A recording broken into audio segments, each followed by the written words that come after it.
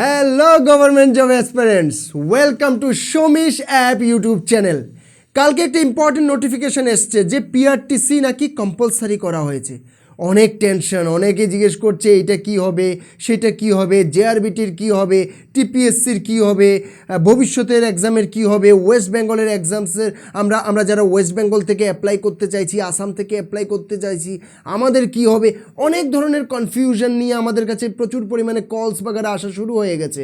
তো সুতরাং আমরা ভাবলাম এমন একটা ভিডিও বানাই যাতে করে আপনাদের সবার কনফিউশনটা যাতে একদম কমপ্লিটলি ক্লিয়ার হয়ে যায়।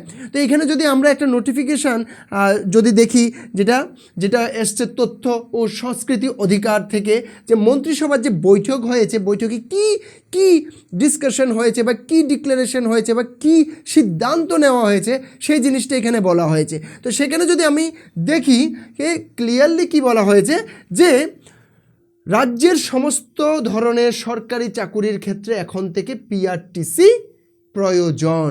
একদম ক্লিয়ারলি বলা হয়ে গেছে যে এখন থেকে যতই পরীক্ষা হবে সবগুলোতে পিআরটিসি একদম গুরুত্বপূর্ণ, সেটা কম্পালসারি। আরেকটা এখানে ইম্পর্টেন্ট কথা বলা হয়েছে, যদি কোনো পদের জন্য রাজ্যে উপযুক্ত প্রার্থী পাওয়া না গেলে বহিরাজ্যের প্রার্থীর চাকুরির আবেদনের জন্য পিআরটিসির ক্ষেত্রে ছাড় দেওয়া হবে। এটার অর্থ কী? এটাকে যদি একটু গভীরভাবে দেখি, এটার অর্থ এই যে যদি টিপিএসসি চান যে ওনাদের কোনো নোটিফিকেশানে ওনারা বলবেন যে বাইরের লোকরা অ্যাপ্লাই করতে পারবেন, তো করতে পারবেন। যদি জেআরবিটি চান, যদি টিআরবিটি চান, যে কোনো যে এক্সাম কন্ডাক্টিং বোর্ডসগুলো আছেন, ওনারা যদি চান যে আমরা সেখানে লিখবো আমাদের নোটিফিকেশানে যে বাইরের লোকরা অ্যাপ্লাই করতে পারবে, তো পারবে। তো এখানে কোনো সমস্যার ব্যাপার নেই। কিন্তু সমস্যাটা কোথায়?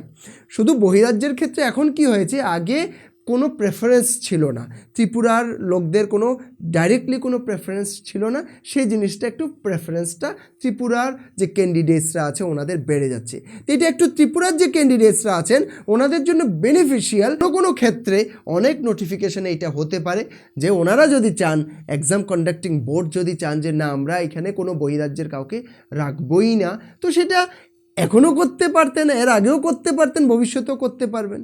ঠিক আছে।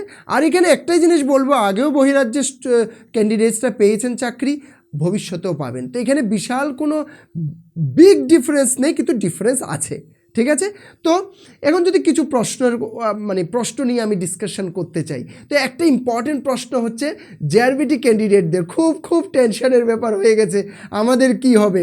তা আমাদের কি, ওয়েস্ট বেঙ্গল থেকে অনেকে কল করে আমাদের জিজ্ঞেস করছেন আমাদের কি তাহলে কি হবে আমাদের ক্ষেত্রে। ওকে, ত্রিপুরাররা বলছেন যে তাহলে কি আমাদের প্রাধান্য বেড়ে যাচ্ছে, তাহলে কি আমাদের চান্স বেড়ে যাচ্ছে। তো এই ক্ষেত্রে আমি একটাই বলবো, সেটা টিপিএসসি হোক, জেআরবিটি হোক, টিআরবিটি হোক, যাই হবে হোক, সবগুলোর ক্ষেত্রে এটাই বলবো যে যদি নোটিফিকেশানটা আগে চলে এসে থাকে, যদি সেটার উপর অলরেডি প্রসেস শুরু হয়ে গিয়ে থাকে, তাহলে সেটা কিন্তু এখনকার যে ক্যাবিনেট বৈঠকে যাই সিদ্ধান্ত হোক না কেন, তো সেখানে কিন্তু সাধারণত সেটা অ্যাপ্লিকেবল হয় না।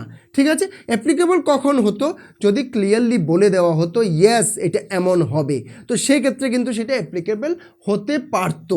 এখন সেই ধরনের কোনো কথা কিন্তু বলা হয়নি। তো কিন্তু ইয়েস, কালকে গিয়ে যে কোনো এরকম সিদ্ধান্ত হবে না এর কোনো গ্যারেন্টি নেই। ওকে, সিদ্ধান্ত হতেও পারে, কিন্তু পার্সোনালি আমি বলছি এমন সিদ্ধান্ত হওয়ার চান্স নেই। সুতরাং যেইভাবে চলছে ঠিক সেইভাবে চলবে। ভবিষ্যতে যে এক্সামগুলো আসবে সেগুলোতে সেটা লাগু হতে পারে।